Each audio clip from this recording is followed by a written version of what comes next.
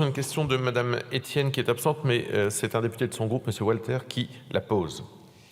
Oui, merci Monsieur le Président. Je remplace effectivement ma collègue Martine Etienne, députée de Meurthe-et-Moselle, qui est souffrante et donc je vous présente ses excuses. Je vais donc vous lire sa question. Madame la Ministre. Et on lui souhaite un bon rétablissement. On lui souhaite bien entendu un Allez-y, Monsieur le prompt député. rétablissement. Madame la Ministre, vous le savez sans doute, le 21 novembre, l'UFC Que Choisir a saisi le Conseil d'État face à l'inaction gouvernementale quant à l'inégalité d'accès aux soins, et ce, dans le but de défendre le droit constitutionnel à la santé. En Meurthe-et-Moselle, comme dans toute la France, les services d'urgence ferment régulièrement. Celles de l'hôpital de Briey, dans le nord du département, ont fermé plusieurs fois en 2023 en raison du manque de moyens et du manque de soignants, absorbés par l'attractivité du Luxembourg.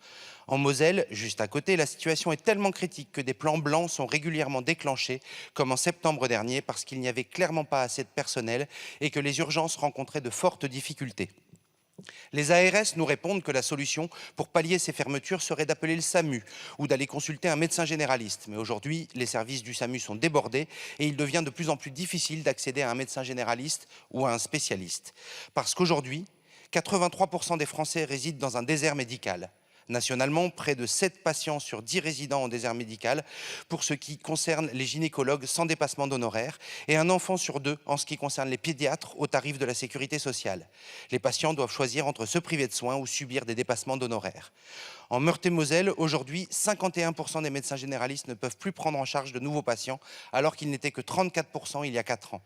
Les inégalités territoriales sont énormes. Dans le nord toulois, le lunévillois ou le Pays Haut, consulter un médecin généraliste devient extrêmement compliqué, voire impossible en cas d'urgence. Les territoires frontaliers subissent de plein fouet l'attractivité du Luxembourg, qui propose de meilleures conditions de travail et de meilleurs salaires, et qui, de ce fait, absorbe la force de travail, les compétences et les moyens des territoires. Madame la Ministre, il est urgent d'encadrer l'implantation de nouveaux médecins dans les zones tendues, dans les déserts médicaux et les zones frontalières, pour permettre à chacun d'avoir accès aux soins et à chaque professionnel de santé de subsister sans avoir à pratiquer de dépassement d'honoraires. Il faut revaloriser les salaires et les carrières de l'ensemble des soignants. Il est temps d'engager une réforme profonde du financement du système de santé en titularisant les contractuels, en injectant des moyens dans nos urgences et nos hôpitaux, en créant des centres de santé pluridisciplinaires publics et en sauvant notre système de santé publique sur l'ensemble des territoires de la République. Madame la Ministre, ça urge et les moyens manquent. Alors dites-nous, quand le peuple pourra-t-il enfin dignement se soigner en France et dans nos territoires? Je vous remercie. Merci, Monsieur le député. Madame la Ministre. Monsieur le Président, Monsieur le député, à mon tour, permettez-moi de souhaiter un prompt rétablissement à la députée Etienne que vous représentez ce matin. Je représente également la ministre en charge du Travail, de la Santé et des Solidarités qui m'a chargée de répondre en son nom. Mais qui, elle, va bien. Et qui, elle, va bien, oui, oui, bien sûr. Enfin, j'espère, vous me mettez un doute là. L'accès aux soins, problématique qui n'est pas l'apanage, bien évidemment, des territoires ruraux, comme vous le soulignez à très juste titre, et bien évidemment une priorité de ce gouvernement, mais également des élus qui sont ici à l'Assemblée nationale. Vous le savez, les bénéfices de la fin du numerus clausus que nous avons décidé en 2018 ne feront effectivement effet sur le territoire que d'ici une dizaine d'années. L'enjeu est donc de mobiliser tous les leviers existants pour libérer du temps médical et d'augmenter l'attractivité des territoires dès maintenant. Nous nous sommes donc attachés à mettre à disposition des acteurs une large palette de solutions adaptables à chaque contexte local. Parmi les leviers que nous actionnons figure la formation des professionnels, avec par exemple le soutien à la réalisation des stages ambulatoires pour faire découvrir la pratique et donner envie d'exercer dans tous les territoires. L'amélioration des conditions d'exercice via le développement des maisons de santé, des centres de santé pluriprofessionnels et les communautés professionnelles territoriales de santé constitue un autre levier essentiel, tout comme le développement du recours à la télésanté.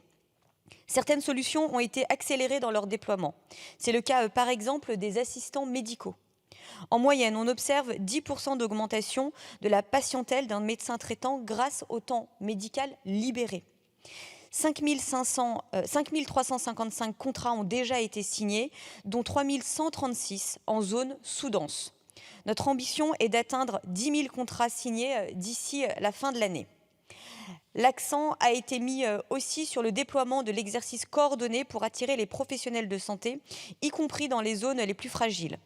Les communautés professionnelles territoriales de santé devront se mobiliser prioritairement sur l'accès à un médecin traitant. La solution unique n'existe donc pas. Il faut co-construire au sein de chaque territoire. C'est bien tous ensemble que nous construirons des solutions adaptées.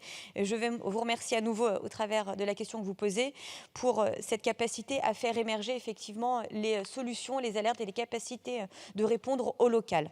Merci. Merci, Madame la Ministre. Monsieur le député, vous vouliez compléter. Alors, Madame la Ministre, je vous remercie pour cette réponse que je transmettrai à ma collègue Martine Etienne. Je profite de ce temps de parole qui m'est donné pour alerter également sur la situation dans mon département et en particulier autour des urgences de Manosque, dont on vient d'apprendre qu'elles étaient de nouveau fermées la nuit jusqu'au 5 février. Les urgences de Manosque, c'est 200 nuits de fermeture en 2023, plus de 700 nuits de fermeture depuis 2021, pour un territoire qui concerne quand même 60 000 habitants, le double en période d'été. Quand les urgences de Manosque sont fermées, il faut aller à plus de 50 km, ce qui représente, vous me l'accorderez, une perte de chance dramatique pour les patients. Donc il y a effectivement urgence à agir. Je vous remercie. Merci, monsieur le député. Nous poursuivons avec une question de Madame Bonnet.